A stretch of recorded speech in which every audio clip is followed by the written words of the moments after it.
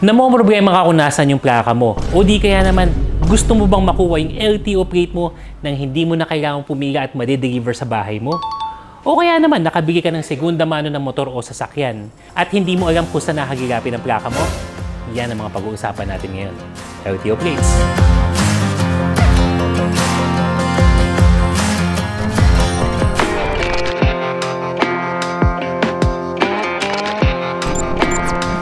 Bago natin pag-usapan yan, napansin namin na karamihan sa mga nanonood sa inyo hindi pa naka-follow at naka-subscribe sa channel na to.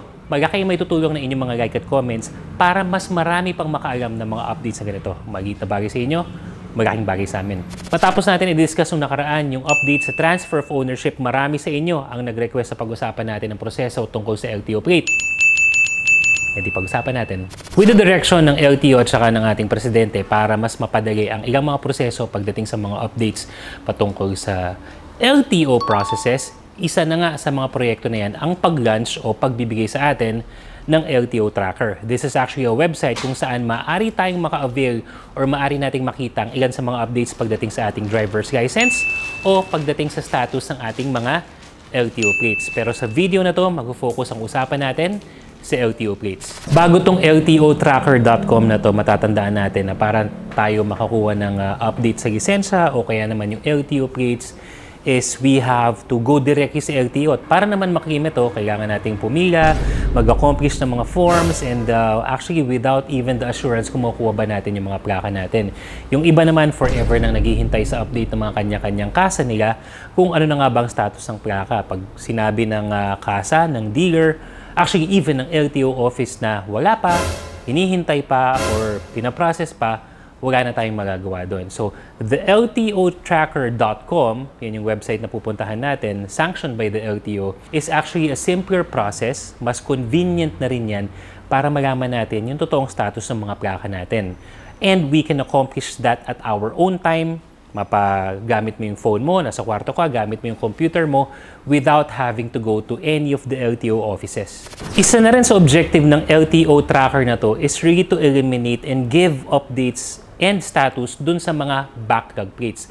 Matatandaan natin na kamakailan nga ay nabanggit ng LTO na previously, dati pa, there was about 11 million backlog plates, 11 million na utang na plaka sa atin ng LTO na hindi pa talaga nagagawa or nadidistribute. With the recent process and updates ng LTO na pababa na nila yan, and according to them, they are claiming na halos lahat yan ay na-produce na or pinaprocess na. It's actually more or less down to 1 million backlog plates.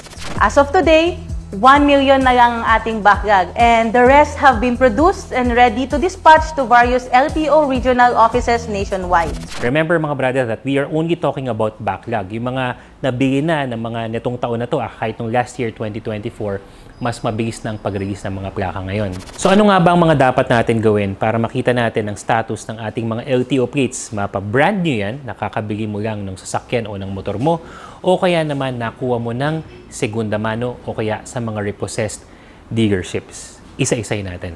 Unang step, at any device, mapa-smartphone yan or your laptop or personal computers, mag-login lamang sa LTOtracker.com. Huwag kayong basta-basta maniniwala at magkiklik ng iba't ibang mga links na hindi sanction ng LTO. Delikado po yan. Again, just use the URL or the web address LTOtracker.com. Next step natin, once we have accessed the LTOtracker.com, wala po tayong kakailanganing mga username or password dito. It's just a general website.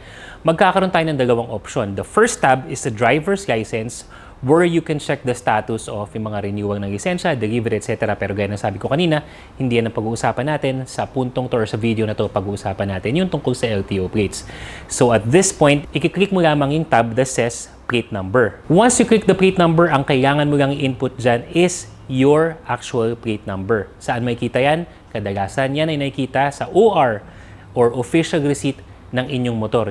Normally, nasa middle bandang left side yan.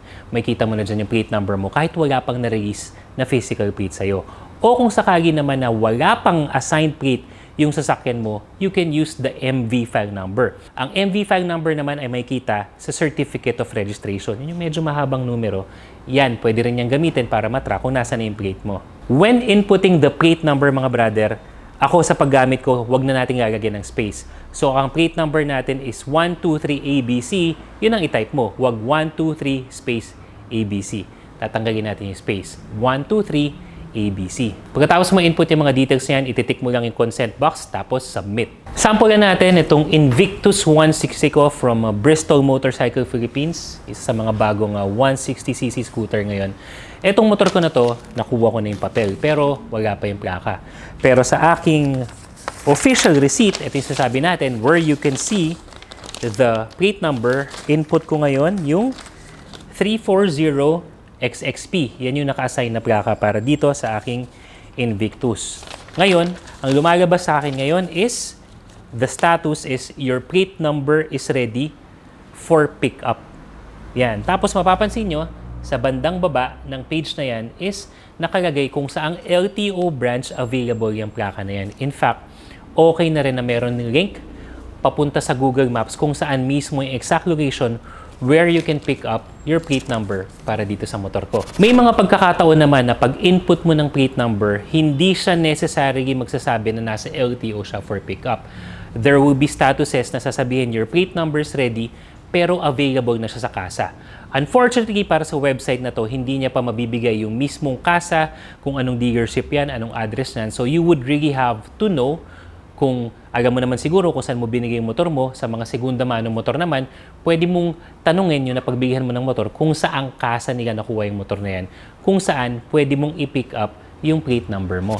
Yung next na scenario naman, there will be instances na sasabihin ng LTOtracker.com that your plate is ready and then you will have the option to pick it up. Yun ang example natin kanina. O kaya naman, pwedeng delivery. Ibig sabihin, i-deliver mismo sa bahay mo. Pag gusto mong ipa-deliver sa'yo, once you click that option, syempre kailangan mo ilagay yung shipping information mo. Saang address ipapadala yung LTO plate mo. Tapos, mamimili ka rin ng courier. Ibig sabihin ng kumpanya, ng service, kung sino magde-deliver sa'yo. Pwede ka mamili offhand, freehand, pero may mga areas kasi na specific courier lang ang makakarating. So, be sure na yung courier na pipiliin mo is servicing your area. Kasi take note mga brother, ang serbisyo ng LTOtracker.com is not just within Metro Manila, pero para sa buong bansa. Para ma-complete yung transaction na yan, you will need to upload a valid ID para alam nila na ikaw talagang nagre-request yan. At kung LTO plate ang nire-request mo na ipa-deliver sa'yo, kailangan mong i-upload yung Certificate of Registration. O nga pala, para sa mga nagtatanong ng mga valid IDs accepted, yung mga official government IDs katulad ng UMID, SSS, passport, driver's license, at iba pa. Yung mga company ID at mga PhilHealth, ano yan hindi yan considered as primary ID. So you may want to have another or an option ng primary ID. Passport, ina-accept din yan. After uploading yung mga requirements na sinabi natin, you will now be taken dito sa payment page kung saan bibigyan ka ng GCash account or QR para maproseso mo yung payment. Ang fee, wala kasi siyang fixed na fee mga brother. Obviously, ang bayad dyan sa payment na yan is magdedepende kung saan ang address mo. Tandaan, ang bayad na yan ay hindi para sa plaka na nare-request mo, kundi para sa service or courier fee na magde-deliver sa'yo ng plaka. Once you have processed that, you will be given a reference number. Kailangan mong itabi yan, picturean mo na, isave mo na somewhere para meron kang reference number in case wherein you have to follow up. Pagdating naman sa delivery time frame, it ranges from 7 to 10 days. According to the actual feedback ng mga taong nakausap natin, yung iba mabilis lang. Nasa 1 week lang na-receive na nila yung mga plaka nila. Pero yung iba naman, lumagpas ng 10 days, umabot pa hanggang 1 buwan. Pero at least hindi na sila pumila. In an ideal world, yan talagang gusto natin mangyari na kapag nag-check ka ng plaka mo using the plate number or the MV file number, makikita natin na ready for pickup or ready for delivery na yung plaka mo. What if ibang status yung lumabas? May mga pagkakataon na lalabas dyan ay your details are being reviewed. Ibig sabihin lang yan, kasalukuyan tinitingnan ng LTO yung process na yan, and you may receive a contact or maybe an email from LTO regarding the process of your request. Maaari din naman makareceive ka ng status na information not found. Yan naman ay maaaring mali ang pagkaka-input mo ng numero, may it be sa plate number or sa MV file number, lalo na doon, medyo mahaba doon.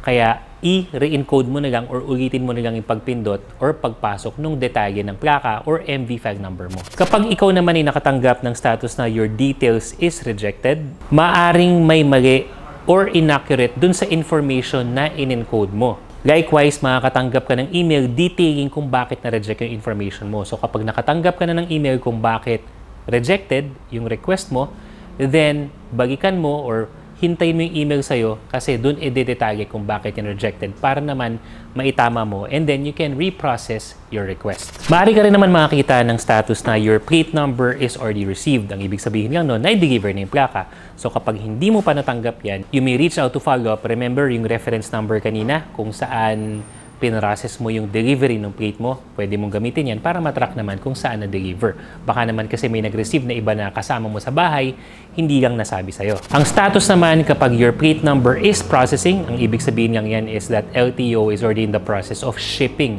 or delivering your plate number. Kapag nakatanggap ka naman ng status na declined dun sa kanyang transaction summary, pero nakapagbayad ka na ng delivery fee, ang kailangan mong gawin ay makipag-ugnayan sa action on the spot through this mobile number o kaya naman dito sa page ng LTO na yan.